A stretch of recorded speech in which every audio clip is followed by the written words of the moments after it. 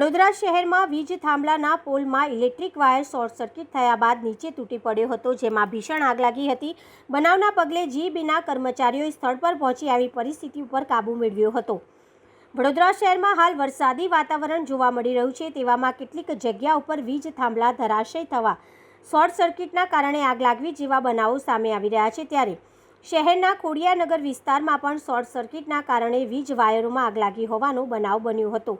પ્રાપ્ત માહિતી અનુસાર વડોદરા શહેરના ખોડિયાનગર ડી માર્ટ પાસે ઇલેક્ટ્રિક થાંભલાના પોલમાં મેઇન વાયરોમાં શોર્ટ સર્કિટના કારણે આગ લાગી હતી। આગ લાગતાની સાથે જ મેઇન વાયર તૂટીને નીચે પડી ગયો હતો, જેમાં સ્પાર્ક થવાના કારણે વાયર ભડકે બળ્યો હતો। બનાવની જાણ થતાં ખોડિયાનગર સબસ્ટેશનમાં ફોન કરતા અડધો કલાક બાદ MGVCLના કર્મચારીઓ ઘટના સ્થળે દોડી આવ્યા હતા અને મેઇન ડીપી બંધ કરી આગ ઉપર કાબૂ મેળવ્યો હતો। આ ઘટનામાં કોઈ જાન માલને નુકસાન થયું ન હતું।